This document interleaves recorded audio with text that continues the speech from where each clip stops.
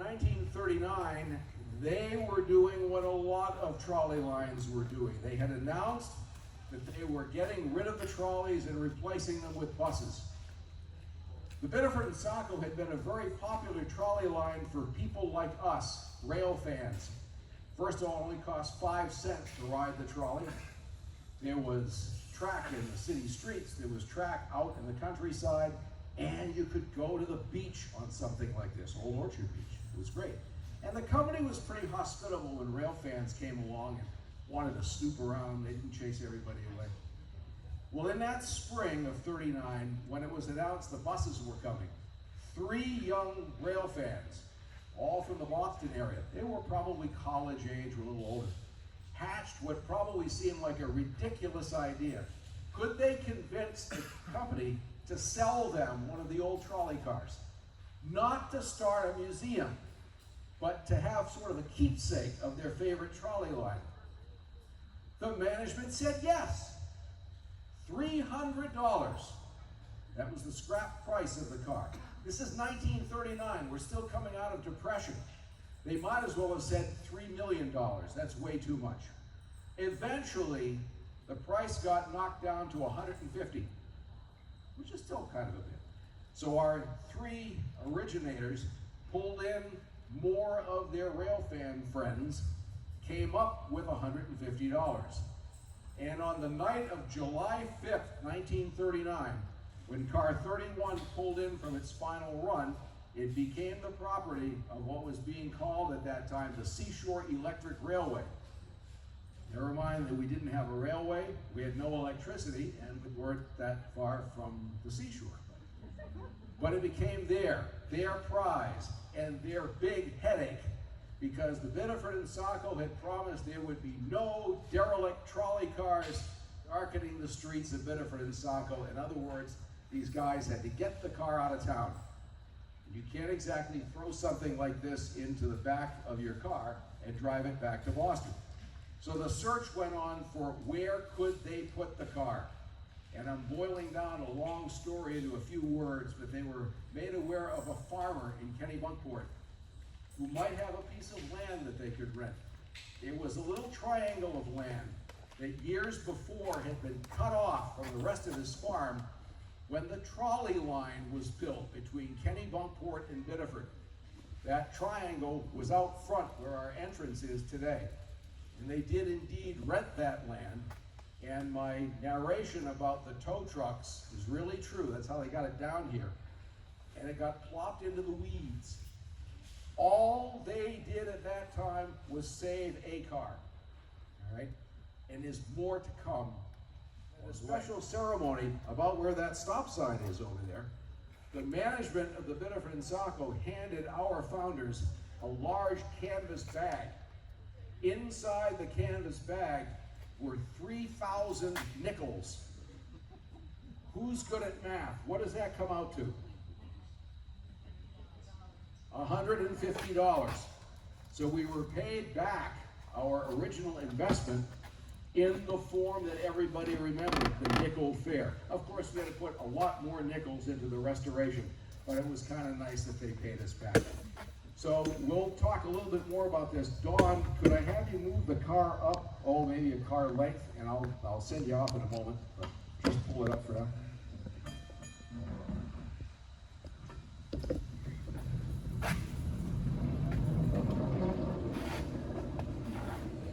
Remember, at this point, no museum. We're not talking about starting up a trolley museum. They've saved their car. Now we're going to see how this kind of all kicked into gear. The next year, 1940, the trolley system in Manchester, New Hampshire, also converted to buses and did away with the trolleys. And what do we have here? We have a trolley from Manchester, New Hampshire. This is car 38. Originally had a different number, and I'll tell you that story in a moment. It was built in 1906 and ran between Manchester and Nashville, Manchester and Goffstown, and some other routes as well. We can't take you all in there at this moment, but trust me when I tell you, it has green plush seats, gold leafing in the roof of the car, This was not somebody's special car. This is how they traveled in those days. And they put great pride in their workmanship. 38 was originally number 4. Then it became number 32. Then the real 38 was wrecked in an accident. And in a wonderful stroke of public relations, the trolley company took 32 and renumbered it 38 and told everybody that that was the wrecked car all rebuilt again. And back then they did things like that. It was an early restoration here at the museum, and we're proud to have it out. We used it last year in our Christmas event, Christmas prelude. I'll tell you one more quick story. These guys that started our museum had already proven that they weren't shy about taking steps to get done what they needed to do. By this time, by 1940, the trolley system, or the transit system, was owned by the power company. And when we came to get 38, the trolleys weren't running anymore. It was in a storage barn. It needed to get to a rail yard to be put on a railroad flat car and brought up to Kennybunk. Problem, you got tracks still in the streets. It needed to get over the Merrimack River, over a big bridge, but there's no power left in the line. So our guys are pondering this one day, and one of the workers from the power company, as a joke, says, well, why don't you call up, and he names the president of the power company. Why don't you call up Mr. So-and-so and ask him to turn the power back on? You know what's coming, right? They did. He said, sure, we'll turn it back on for you. So 38 actually has the distinction of being the very last trolley car to operate on the streets and over the Merrimack River in Manchester, New Hampshire. So now, this is 1940, right? We have 3 cars, because there was a second one from Manchester. Not much happened until after World War II, except that in 1941 we incorporated. We became the New England Electric Railway Historical Society, which is our official name. And after the war, a lot of trolley systems that had postponed because of the war lost their trolleys, gave them up, either went out of business or allowed buses to take over. So our collection grew. Our collection is now over 250 vehicles from all over the world. You will hear us talk about and see in some of our literature, Seashore being the first trolley museum. Not the first in Maine, not the first in the United States. In 1939, these things were as commonplace as your cars are today. Everybody knew what a trolley or a streetcar was, but nobody in the whole world had thought to save one, so a future generation would know what they are. So number 31 isn't just the beginning of this museum. It is the beginning of the whole idea of preserving some street railway equipment so future generations would know. So we're going to send them on their way now. So ladies and gentlemen, the very first trolleys that started us, 31 from Biddeford and Saco and 38 from Manchester, New Hampshire.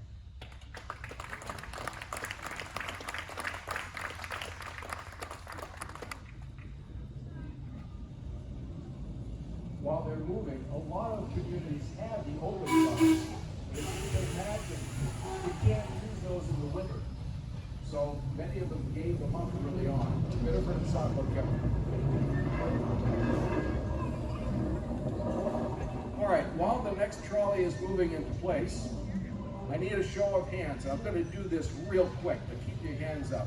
How many of you are from Biddeford, the Kennybunks, Wells, Algonquin, York, Kittery, Elliott, South Berwick, Sanford, Springvale, Dover, New Hampshire, Portsmouth, New Hampshire. All right.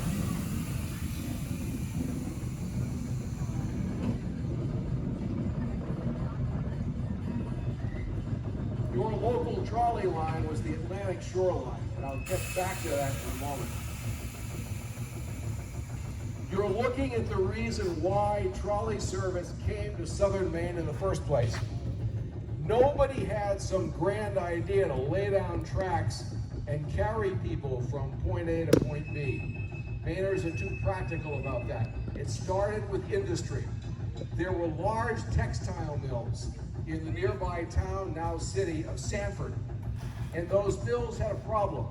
They needed to be able to use the nation's railroads to get their finished goods to market and bring their raw materials into the mill. But the nearest rail connection was a mile away in Sanford's village of Springvale. And the railroad would not build a spur line into the mills. The owners of the mills were very, very much aware of technology in their day. So they pulled in a set of investors and they built a trolley line from the mills to the railroad yard. And the one other thing they did was to cross the river in Sanford and put more tracks right down to the middle of town. Now, they could take the freight cars back and forth without having to pay the railroad to load and unload onto their wagons over at the rail yard, cutting their costs. Right? Passenger trolleys were added because the mill owners were smart enough to know that in towns where passenger cars had been made available, well, some people might take them and buy some property a little further away from the mill where they could have a little more land to live on. People could take them to go shopping and all. So trolley service came into southern Maine that way. When that worked for them, they turned to their one other problem. The mills were burning through thousands of tons of coal every year. The mills used steam to run the machinery, process the cloth and such. The cheapest way to buy coal was by the shipload. And the nearest deep water port was Cape Porpoise over here. So they built a second trolley line from Sanford through South Sanford, a tiny corner of Alfred, through West Kennebunk, downtown Kennebunk, out to a tiny portion of the Cape Arundel Golf Course, out past what's now Log Cabin Road and out to the shore, out to Cape Porpoise Harbor, where they built a dock and a facility where the ships could transfer their coal to coaling cars. They would use locomotives like this to haul them. But, again, they were aware of what people were doing. On the other side of Cape Porpoise Harbor, they built a large two-story building, big porches on the first floor, dining room, a dance hall, the Cape Porpoise Casino. Not a place to gamble like we associate that word today, but a place where you could go to dance, to dine, and the trolley took you there. And the last trolley didn't leave till the casino closed at night. The trolley company had just opened the southern Maine coast to day tripping. All right, some of you here today probably got in your automobile this morning in another town, perhaps in another state. You came here and you will go back there tonight. The early part of the 20th century, that was unheard of. But now they provided an easy way to go from, say, Sanford, where it could be 95 degrees on a hot summer day, to Kennebunkport, where it could be 70 with sea breezes. These guys were really thinking. To tell you a little bit about the locomotive, this is number 100, one of 3 built in 1906 by the Laconia Car Company of Laconia, New Hampshire, another big builder of railroad and trolley equipment. In fact, some of their buildings still stand and they have been repurposed just as some of the mill buildings in Sanford have. They called this basically a cab on a raft. It's a flat car with cab on it, and as you see Todd and Kyle, pardon me, our crew, they can see a lot of what's going on up there. So they would use this to haul freight. They would use this for other work purposes on the railroad. This was in service until 1949. When it came out of service, it came here. This was the last trolley car to operate in the state of Maine. Because by the end of things, by 1949, that line between the mills and the railroad was the last trolley line left in the state. So this was the very last car. When we restored it in the early 2000s, the question came up, how do we paint it? What color? Because the car came here green with red trim. We had pictures of it black with white letters, and even cream colored with red trim. So we brought in one of those outfits that specializes in analyzing paint. They scrape, and they found that the original color was this chocolate brown. I like to call it our rolling Hershey bar, but this is original to the car. We restored the car in 3 years thanks to a locally administered federal grant, and now you see it as it would have looked a long time ago. So ladies and gentlemen from, well, we'll just say Sanford, Maine, but the whole southern area, locomotive number 100.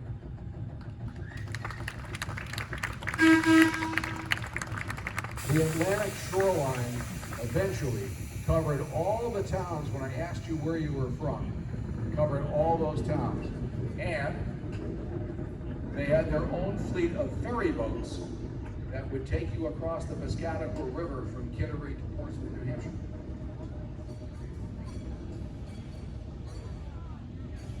Have any folks from the greater Boston area with us today? Okay.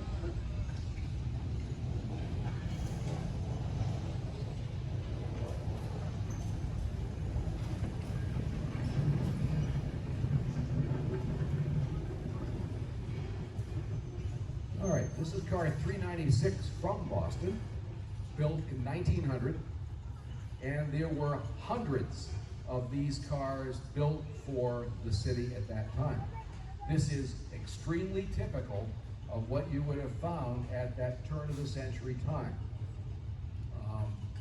We had just progressed, if you will, from horse-drawn streetcars to electrically operated cars. They were starting to get bigger, which, trust me, this was considered bigger in those days. It was in service in Boston for many, many years, both as a passenger car and eventually as a work car, until the mid-1950s. We were done with it. So it came here to Seashore. As a work car, pretty tired looking too. And not much happened to it until 1963, when the film director Otto Preminger came calling. Preminger was in Boston to shoot a movie called The Cardinal, which basically follows the progression of a young man from the priesthood in Roman Catholicism up to being a cardinal. There was a need for scenes with a trolley car. So Preminger's company came here, found this, thought they could work with it, leased it from us. I believe it was $1, it wasn't much.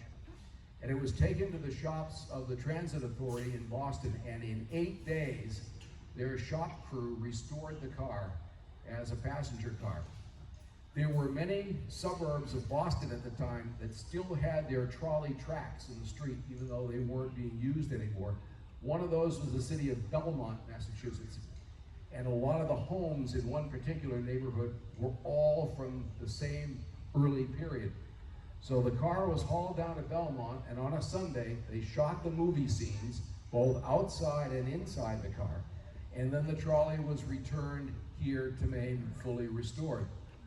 A few years later, it was borrowed by the Children's Television Workshop, people who produced Sesame Street originally, for a production that they were doing that had to do with a trolley strike in Brooklyn way back when. So the car was repainted for that. It has been repainted back to its Boston configuration. We call it the Cardinal car, but if there happen to be any production staff in the audience this afternoon and you're thinking of using this for your movie, it could be anything you want car. So I'm gonna, Keith, if you could get back, oh, you can stay out. Dave, we want to move the car up. A lot of you probably think that this, being a trolley motorman, was a glamorous job. First off, look where Dave is. He is outdoors. It wouldn't matter if today was minus 20 degrees. It wouldn't matter if there was a raging blizzard or if it was 95 and broiling. He's outside, all right? It was only after trolley motormen died that the Commonwealth of Massachusetts actually passed laws that required the trolley company to close in the vestibule so the motorman was protected. The other thing about these early cars, Dave's gonna move the car. I want you to watch his right hand, okay, and see what he does. Let's go up just a short distance here. The other cars, some of them you'll hear hissing air. There is no hiss here. These are hand-operated brakes. So the motorman has to stop the car just with the force of his arm. They must have been very strong men back in those days. All right, Dave, can you move up about one more car length? We can get one more car in behind you. We're keeping it here for a reason. But ladies and gentlemen, from Boston, our Cardinal car, number 396.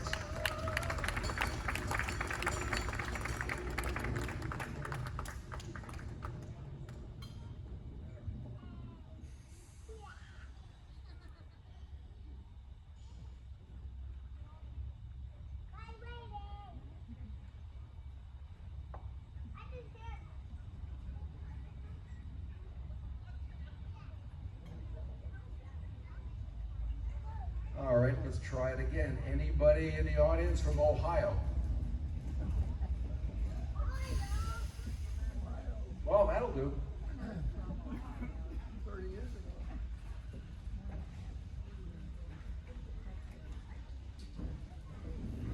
This is actually from Cleveland. That's why it is. I lived in Lorraine.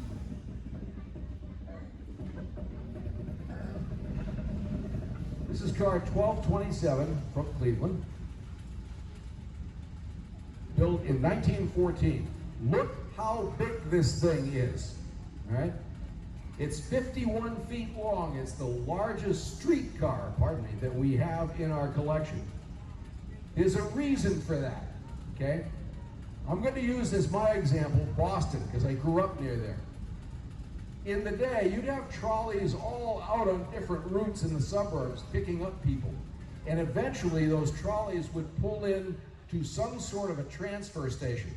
And the people would all get off and get on something bigger, rapid transit. It might be an elevated train. It might be a subway car. In Boston's case, it was an elevated train that went into the subway, all right? But the point was, the trolley's job was all done. It could return to the suburbs. Cleveland didn't have the rapid transit yet. So the trolleys had to come all the way into the center of the city, which means they had to be big. Right? The car was designed in part by a transit official named Peter Witt. We're going to hear his name again in a few minutes. There was a problem in the trolley days. I want you all to look back at 396, and Keith is our conductor outside.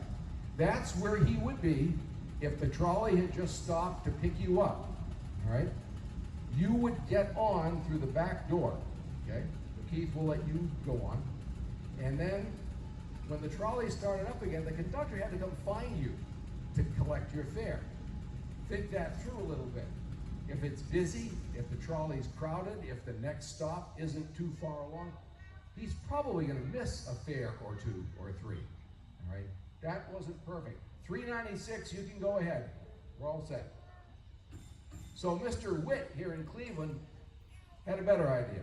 He said, let's keep the conductor, not the motorman. Get Rick out of the way there. Let's put the conductor in a fixed place.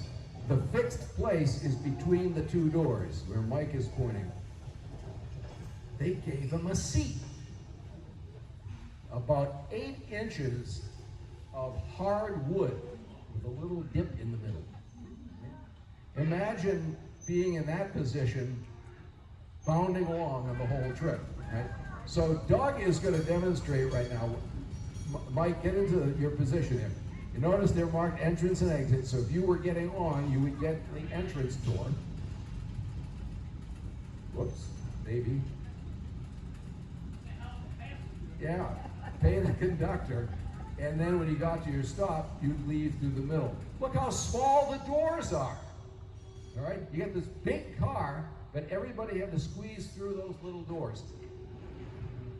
Mr. Witt kind of perfected things a little bit better later on, but this was the start of it. Cleveland thought of everything. There's a coal-fired stove and blower in the far side of the car.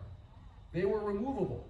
In the summertime, they'd take the furnace out, and they had a seat that could drop in its place. They thought of everything. They also thought of one other way of dealing with all those people, something that in the trolley era we call trailers. It's a car that looks exactly like the trolley, but it's not powered. It's just towed along by the trolley in front of it. They would put those on at rush hour to handle the big crowds. We have a trailer. It has not yet been restored, but we're looking forward to a day when we can bring this down and have 100 feet of passenger car to show you. Some of you who are familiar with the Cleveland area might know of a suburb that was a planned community. It's called Shaker Heights. One of the selling points of Shaker Heights was that it came with its own transit system to get you into Cleveland. This car eventually became part of Shaker Heights Rapid Transit. Then it fell into the hands of some other museums and a private collector who eventually donated it to us, and it was a wreck when it came here. It had been vandalized, it was in tough shape. This is an example of what Seashore Trolley Museum's restoration shop is capable of doing. This is not just a cosmetic outside thing, it's been thoroughly done on the inside. Ladies and gentlemen, from Cleveland, Ohio, car number 1227.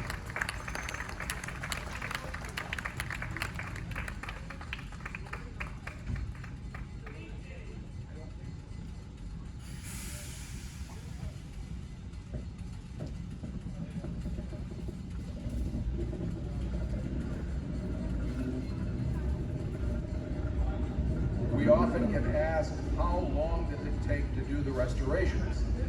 It's all over the place. 1227s took about 25 years of on and off work. Now, one of the most unusual cars in our collection.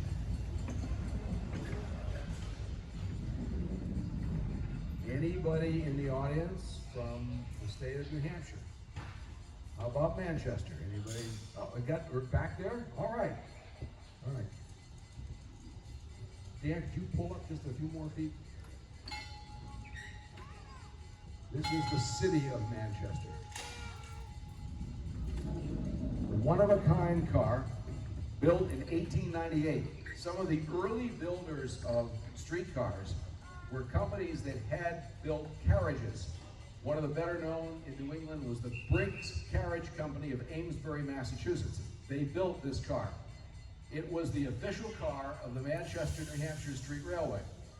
They would use this for official inspection trips. They could take visiting dignitaries around the city. Or, at that time, you could rent the car for $5 a day. What you can't easily see, all four corners of the interior are corner cabinets, mahogany cabinets, with beveled mirrored glass on their outside. And we understand that at least one of those cabinets, if there were dignitaries involved, was always stocked with potent potables. Not for the crew, of course, but for visiting dignitaries. In the early 1950s, one of our members found the body of this car. It was on a farm in New Hampshire where it was being used as a playhouse for the farmers' children. On the spot, he offered the farmer some money.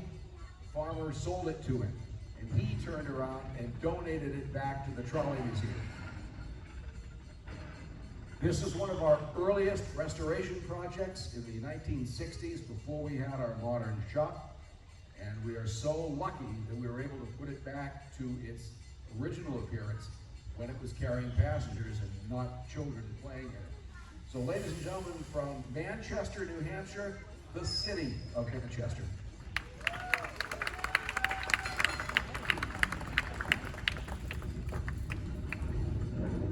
This car has an important job coming up in a few weeks.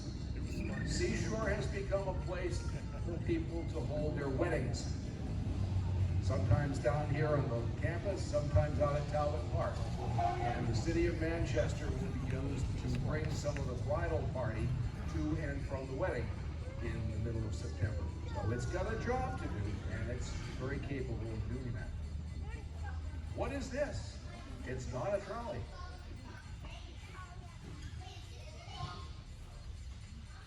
You are looking at a contraption called a rail bike.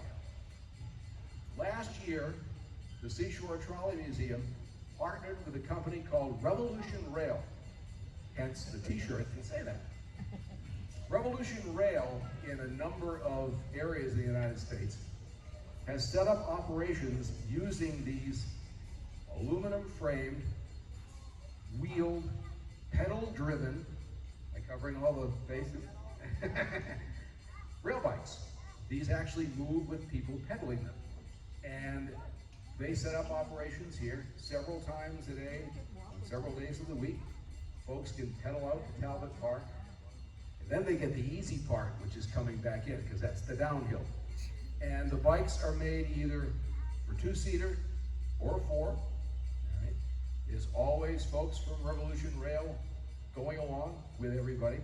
It's a lot of fun. It's good exercise too. You discover the muscles that you didn't know you had in your legs. You can find out a lot more about this on our website, trolleymuseum.org. But if you haven't experienced it, it's a lot of fun. Come and check out the folks at Revolution Rail. I imagine you folks are going to be around after the parade. So if you see them in their orange shirts and you want to find out more, just go ahead and ask them. The other great thing about this is they're so lightweight, they can be taken on and off the railroad. But Seashore has a little distinction. We're the only one of their sites that is an actual operating railroad. Most of their other locations, they're on lines that no longer operate. So it's an interesting mix of the trolleys and the rail bikes. So ladies and gentlemen, our newest partners, if you will, our friends from Revolution Rail.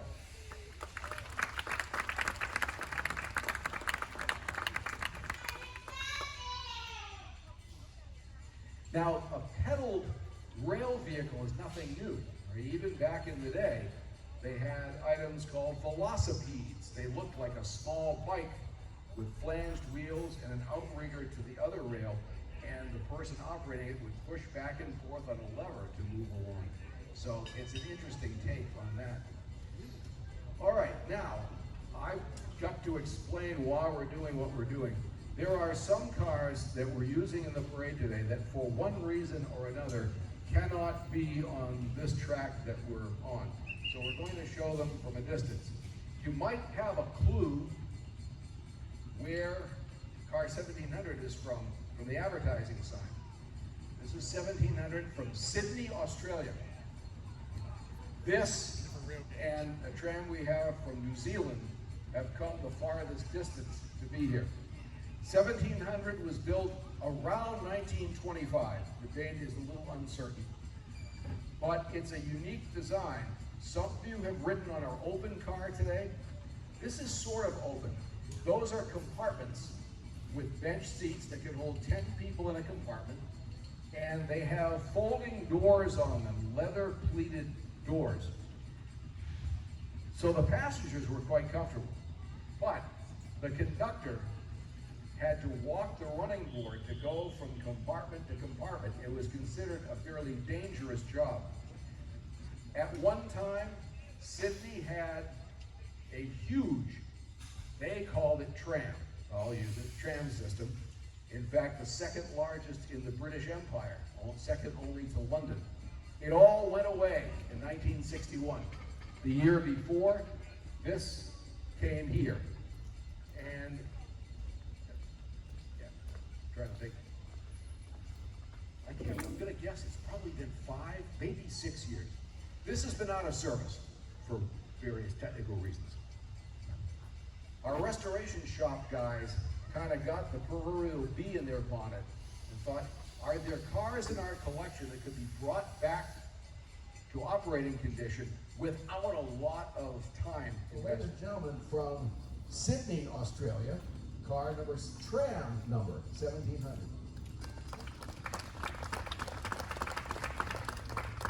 He's going to pull up a little bit. We have one more for you over there.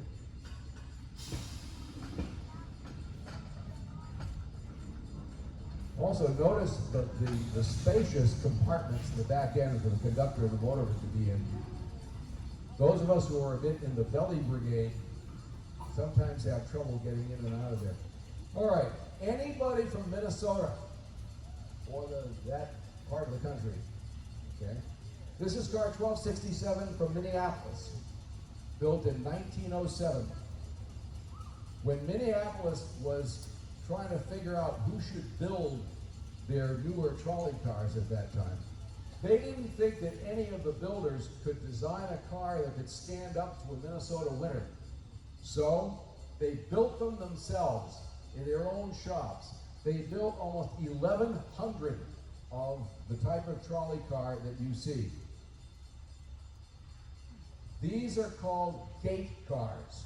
Guys, can we open the gate at the back? When the car stopped, everybody would climb into that back compartment, the gate would close, and the car could get going again. Then the conductor would deal with collecting your fare. Again, Minnesota winters, you don't want anything powered or air-powered freezing up, so that's all mechanical. When Richard moves the lever, it's a whole long rod system that makes the gates open and shut. The car was in service until the 1950s. Trolley service ended in Minneapolis and St. Paul in 1954. It came here just as Seashore was putting the finishing touches on its very first power station. So this car has the distinction of being the first car in our collection to actually operate here under its own power. So ladies and gentlemen, from Minneapolis and St. Paul, car 1267.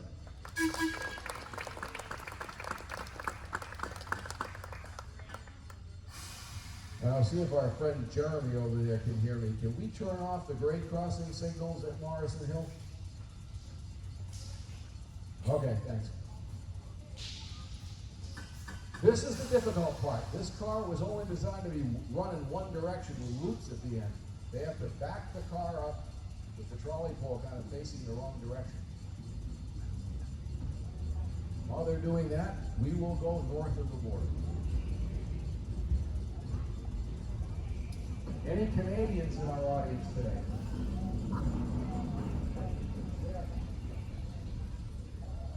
Toronto. This is car 2890 from Toronto, Canada. Toronto has one of the most extensive public transportation systems in North America. And this type of car played a key role in the 1920s. This is 2890. It's called a Peter Ritt car. We've heard his name before. We'll get to the reason why in just a moment. These were built in the 1920s, hundreds of them. And there were two sizes. This is the smaller of the two, so these came to be known as the baby Witts.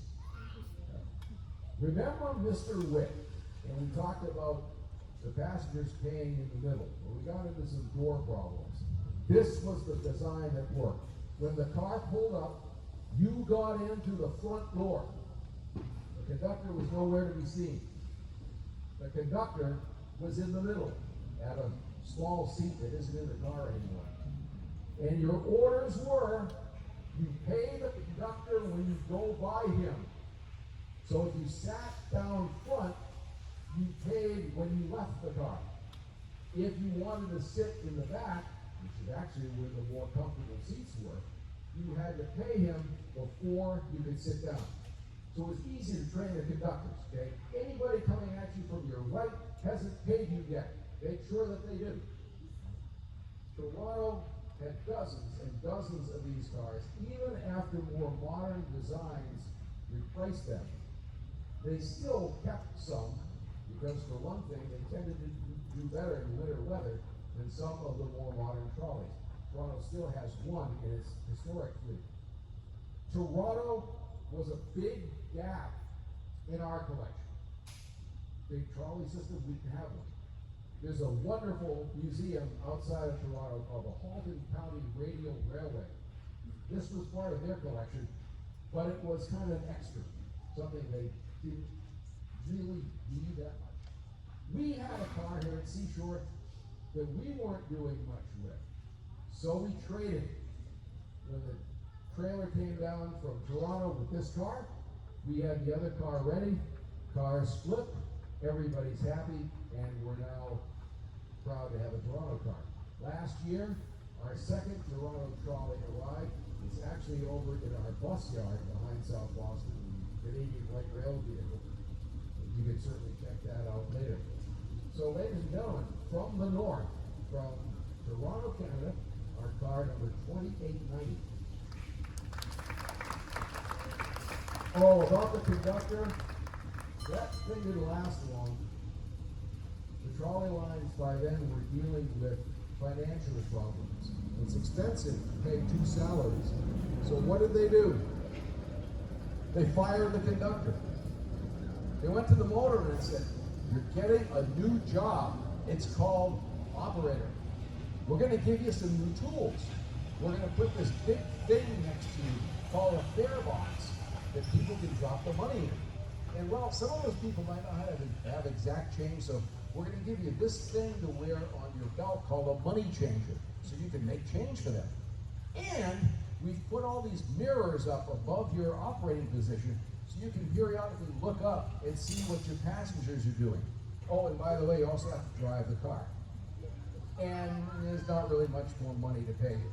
So they did away with the conductors and replaced them with operators, and it wasn't the greatest thing in the world. All right. In Seashore's collection are not just trolley cars, but other things related to the transit industry. We've talked earlier about the fact that buses replaced trolleys in many towns and cities, and in some cases there was both. So we thought we ought to bring one of our members of our bus collection down. This is number 8105, built in the early 1960s for Bangor, Maine, where it ran originally. It is a General Motors bus, what they call their new look bus. Almost the entire front is glass, even down like where the driver's feet would be and all. So the nickname in the transit industry, these were called the fishbowl buses. There were many of them. The bus had a second life going to Auburn, Maine, the Lewiston, Auburn area. That's the bus. And then it came here.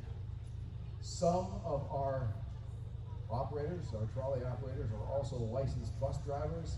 One of them is Todd Glickman, who's over there now, and he has actually driven school buses earlier in his career. But he didn't stick with that line of work. Now he didn't. So, ladies and gentlemen, from Lewiston, Auburn, and earlier from Bangor, Maine, part of our bus collection, number 8105.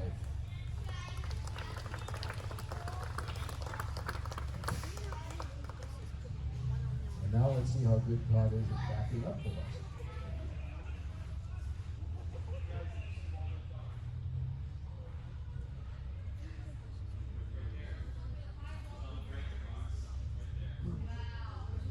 All right, now, what's going to come first, Tom?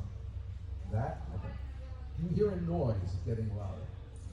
The next vehicle is not coming from down there. You have to be able to work on the railroad, and sometimes it isn't exactly quiet.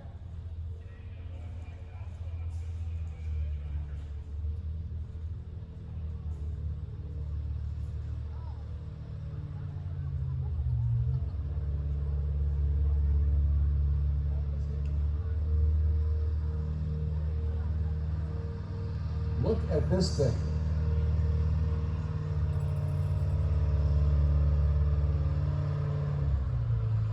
It looks like a front end loader, but it's not. This is called a Pettibone speed swing. Pettibone's the company that makes them. They still make these. It can run on the road with the rubber tires, or you use the rubber tires to drive a set of flanged wheels to run on the rails. This thing is a Swiss Army knife. For the heck of it, when I was preparing the parade, I went on Pettibone's site just to see the list of attachments. All right? Right now, there's a hook. It can have plows. It can have scoops. It can have an electromagnet. That's really cool when that thing's picking up scrap steel. It can have an auger. It can have many other typical things that would be used in railroad constructions. The railroads love these, and we do use this a lot. This was out picking up scrap a few weeks ago, or it could be out on the line helping the crew lift up ties, perhaps even picking up a derailed car if that were ever to happen. The gentleman operating it, Brian, is one of the principal driving forces in our restoration shop. And he and his staff made it possible for a lot of the trolleys to be in the parade today. So ladies and gentlemen, I have to be honest with you, we have multiple Pettibones, and I'm not sure which railroad this is from. So we'll just say from Seashore's collection, number 4307, our Pettibone Street Race.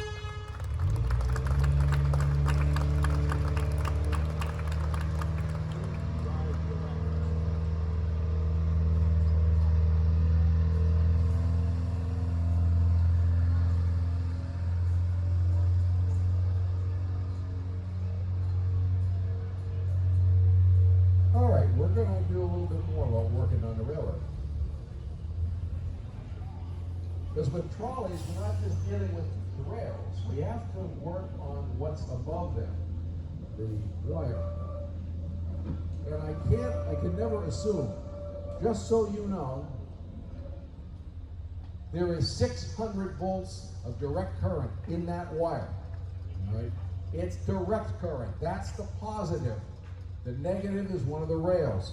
Rob Dry is our overhead line superintendent, and he's up there now. Yep, touching. Nothing zapping him through his gloves. Now he's got gloves on, he's insulated.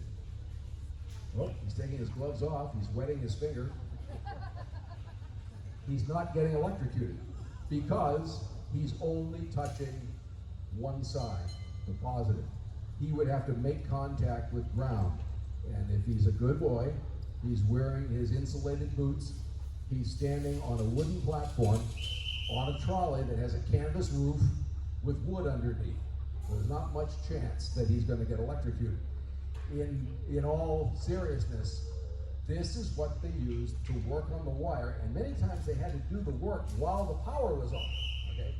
This platform, we won't do it, but the platform can also swing out from the car if, say, they needed to work on one of the poles or some of the hangers that hold up the wire. Rob and his crew have been instrumental in wiring up the new building that's behind you. This South Boston car barn replaced a much older, earlier structure that was here. And one of the great engineering feats is figuring out how to put all the wire up there, and they have been working on that. In all of this, I forgot to tell you about the car itself. This is line car 4 from Claremont, New Hampshire, built sometime around the turn of the 19th to 20th century. We're not sure on the date. And there's two stories that no one is sure of. One says it was originally some sort of a passenger car that was converted into the work car. Another story said the trolley line's master mechanic home built this. But either way, it's a very important tool for us. So much so, this has been borrowed twice by the MBTA in Boston when some of their line equipment has broken down. This has been in the Boston subway, helping to make things right. You all set up there? Now, are you going to show them how you signal your motorman? Oh, I forgot, before you do that, Rob, I forgot. The tower is all the way down. There is a crank inside the car. Some of you can see it over here. That tower can lift. You get up much higher than it is. So, yep, up to about there. So, Rob can't see his motorman, and vice versa. So, this is how they do it when they need to signal that it's time to go. There's a rope, and now they'll go on. So, ladies and gentlemen, it's a line car from Claremont, New Hampshire, number 4.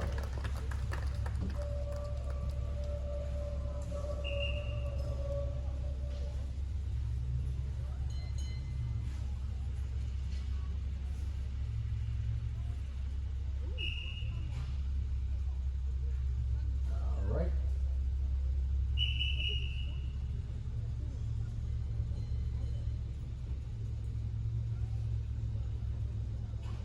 Doesn't this look interesting?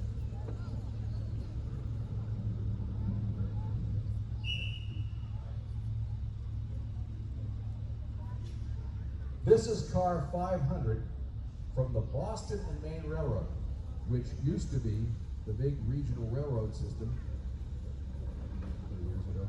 There's a company in Minnesota called the Fairmont Company, which made all kinds of work equipment for railroads. This would be called a speeder.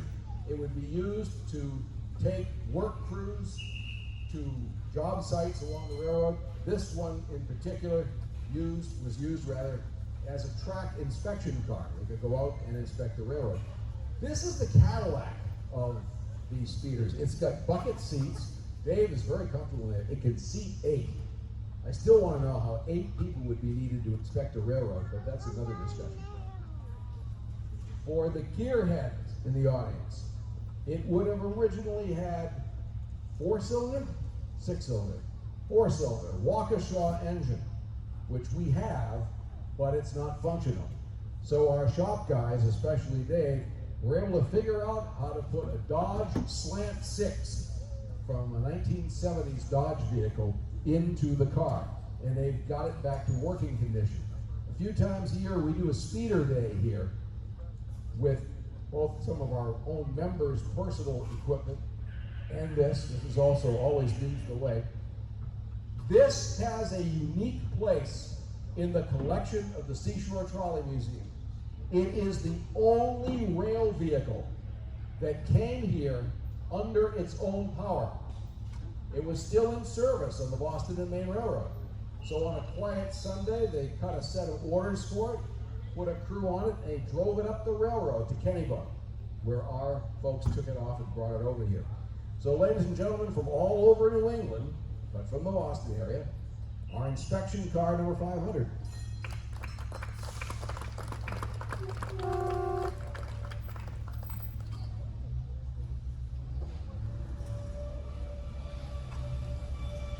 Think of driving a pickup truck without having to steer.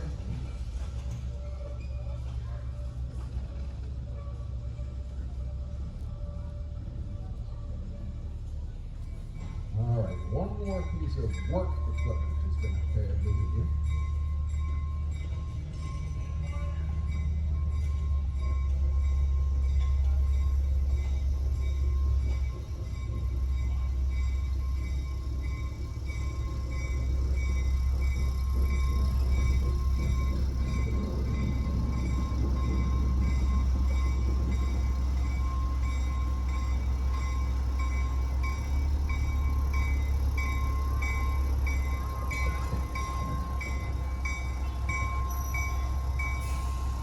All right, this is locomotive number 150.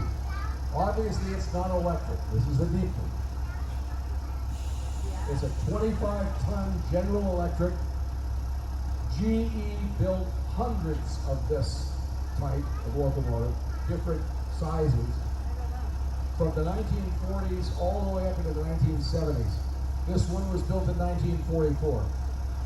It was first used by 2 different companies in New Haven, Connecticut, not the New Haven Railroad, but private companies. And that tended to be its claim to fame. These were used especially by businesses, companies, factories that had rail yards and needed to move some of the cars to the yard. These are designed for work, not for speed. This can top out at 20 miles an hour. But when you're carefully moving things, that low speed is important. Eventually, it came to be part of the fleet of the Providence and Worcester Railroad, where it was used as a yard engine, and came here 4 years ago. Now, we have some cars that can't move under their own power, and we have locations on the property where there's no power available for our electric vehicles. So 150 is frequently used to move things that will not move under their own power. Terry, can you hear me up there? I just want to show the folks how slow this can go. Can you creep up a few feet? It looks like it's this big, ungainly thing. But watch how slow Terry can get this to move. So if you're trying to couple up to some cars or navigate a tight space, it can move very slowly. Thanks, Terry. Diesel locomotives, the diesel motor that you hear drives a generator or an alternator that sends power to a traction motor, electric motor, like the trolleys have. And on these, there's only one motor. It's on the back axle. And then there's a chain drive from the back axle to the front axle, so they can develop a lot of power.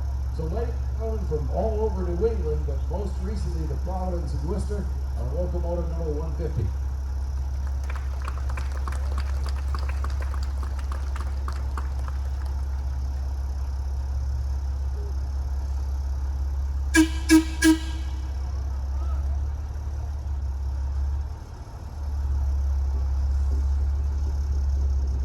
Cool feet just watching them move everything.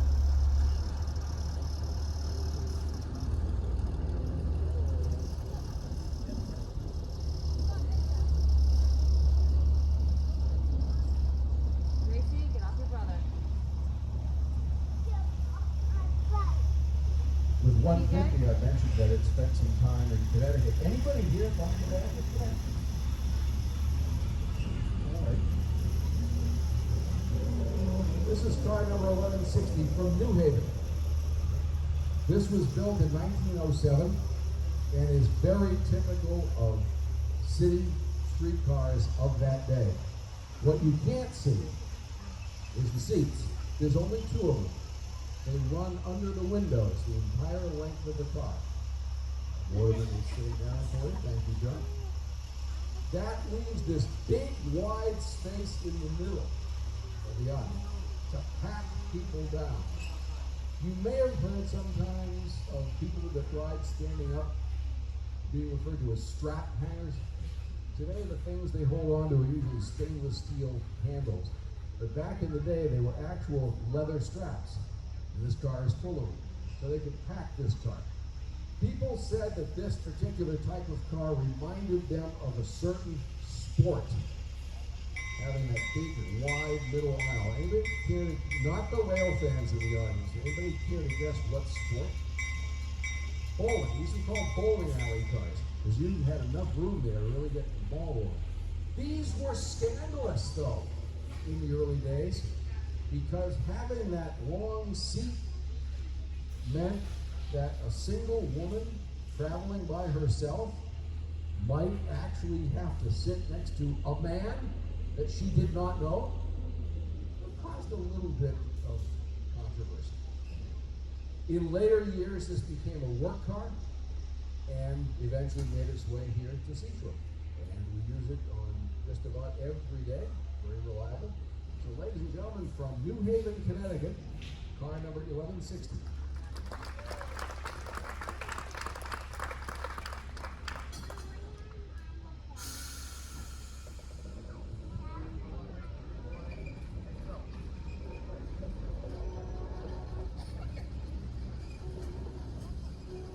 I'm not going to tell you at first where this next car is from. I will tell you that there is a clue on the front of the car.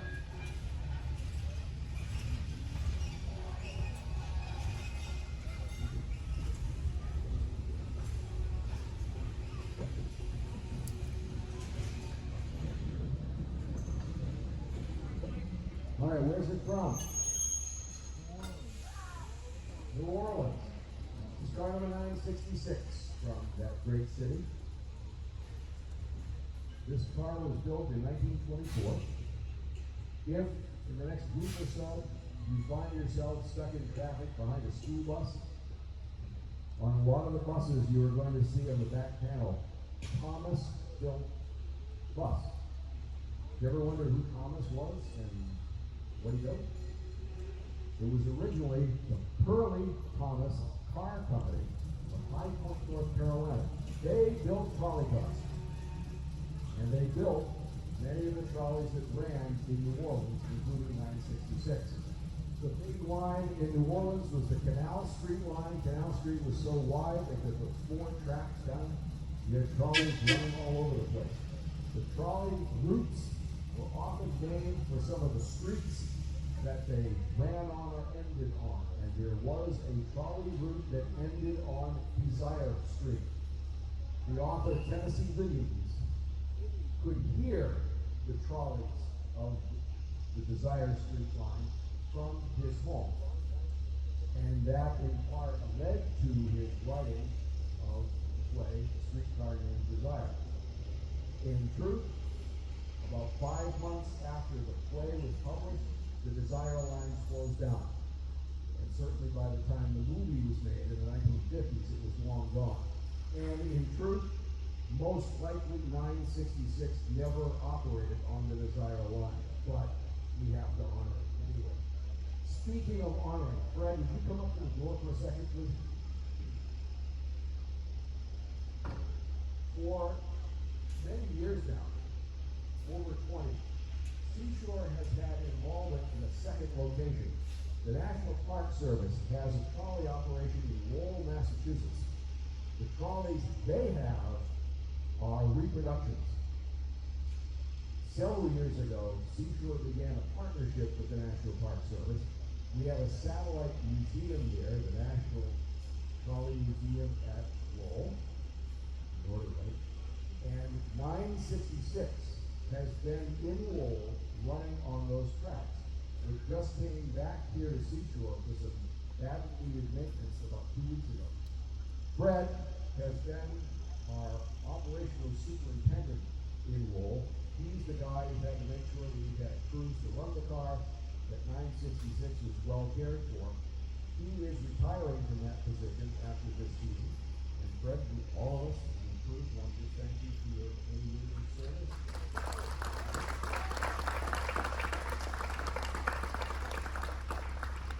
967, some of us, we haven't seen the car, or those of us who remain most of them, we haven't seen the car in 21 years. It's been down in the wall.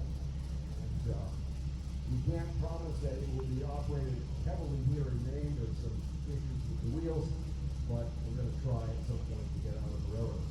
So ladies and gentlemen, from New Orleans, whatever you want to call it, our streetcar named Desire, number 966.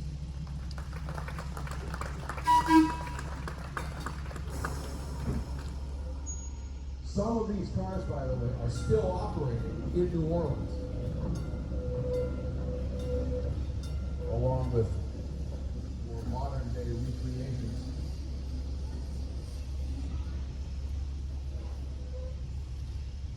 All right, here comes one of my favorites.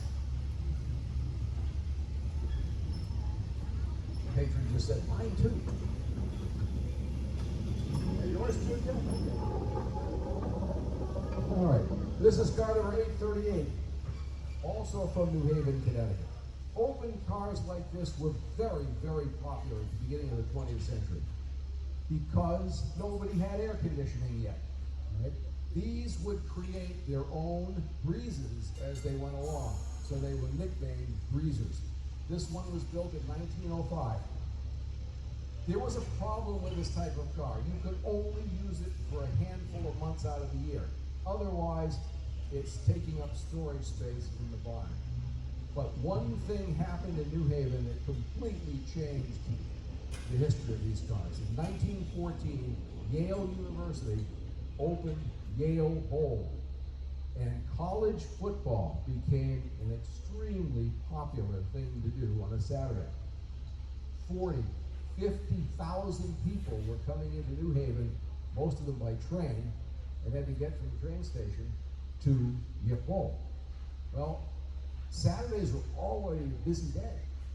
People had to work. It was also a big shopping day. The trolley system was stretched to its limits. And then somebody must have had one of those aha moments. They realized that these people were coming into New Haven dressed to be outdoors at a football game. All these cars are sitting in the storage barn. Hence, we had the birth of the Yale Bowl fleet. They would bring out a bunch of these, take people to the bowl. And it became the thing to do. They're supposed to seat 75 people. We have pictures of as many as 150 people jammed on the running boards, sitting on top of each other. Even a few crazy people riding up on the roof of the car. The poor car would be coming down the street, kind of bowed one way or the other from all of the passenger load. There were even Yale students who were already right where the football game's going to be. They'd hop a trolley going the other way to the train station so they could be part of the mass of people going out on the Yale Bowl fleet. Trolley service ended in New Haven, or the last Yale Bowl runs were in the fall of 1947 for a high school football game. And in 1948, trolley service ended. Between us and the two trolley museums in Connecticut, the Shoreline Museum in East Haven and the Connecticut Trolley Museum in Windsor Locks, several of the Yale Bowl fleet cars have been preserved. We have 4 of them in our collection. One final story on this specific open car. We learned a few years ago that we actually had a neighbor down the street who, as a Yale student, remembered riding the open cars. So we invited him and his family to come over, and we gave him a chance to actually operate this car. Mr. Bush turned out to be an extremely competent trolley driver. So we're talking about Bush 41, President George H.W. Bush. And this was the car we operated. I had a lot of fun with that, I have to confess. I'm one of the dispatchers here at the Trolley Museum, and on a railroad, absolutely nothing moves on the railroad without the permission of a dispatcher. So I've taken great pleasure in telling people that I actually got to tell a president of the United States where to go. So ladies and gentlemen, from New Haven, Connecticut, part of the Yale Bowl fleet, car number 838.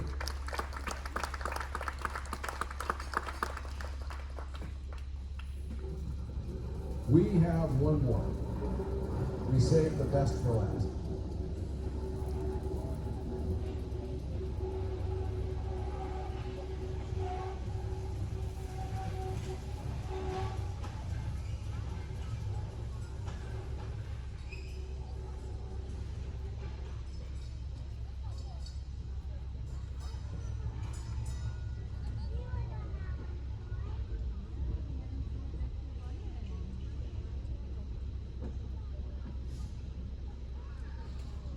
You are looking at one of the true gems of our collection. This is car number 2, the Golden Chariot from Montreal.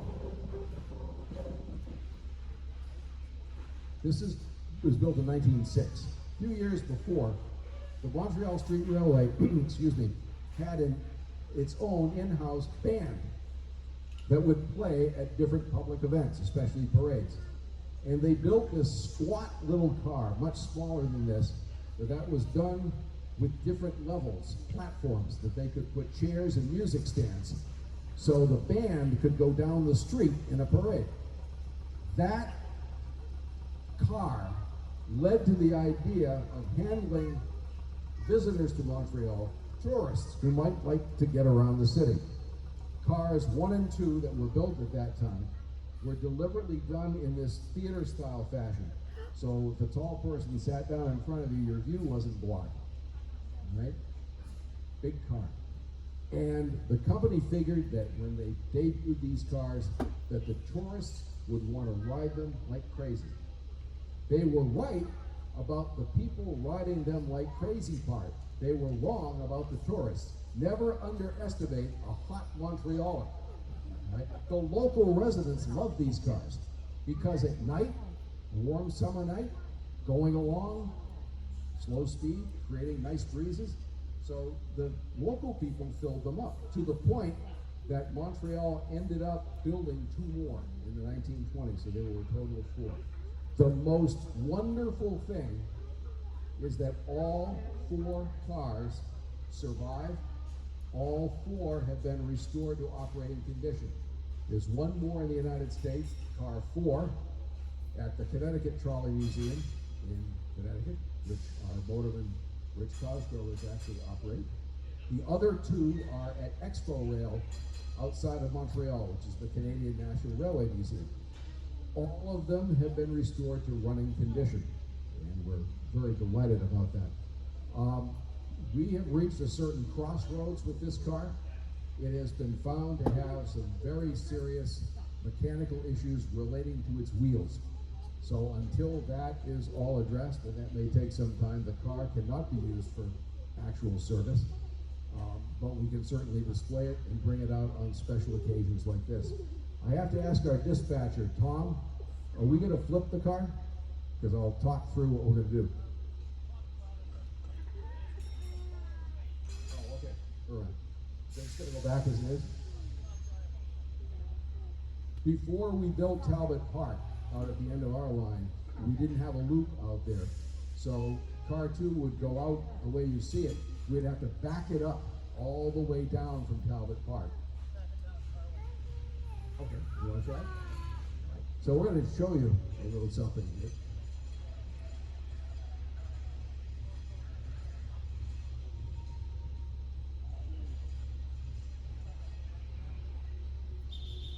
All right, 3 bells or 3 whistles is the sign it wants to back up.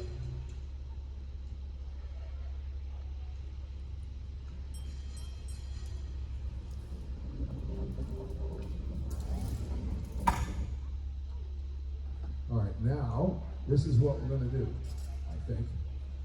We're going to take the device that holds the trolley rope off the back of the car.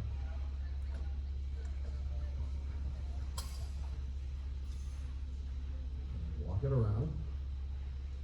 Rich, you may have to go up there and assist.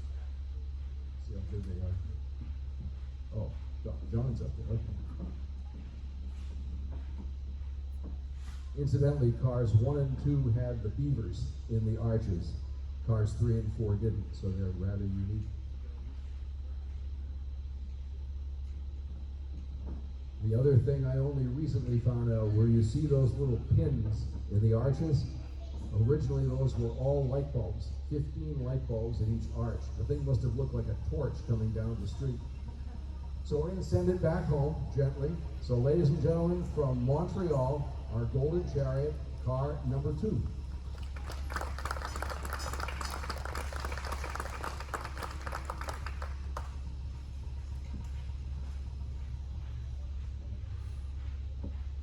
Release brakes. Rich, release your brakes.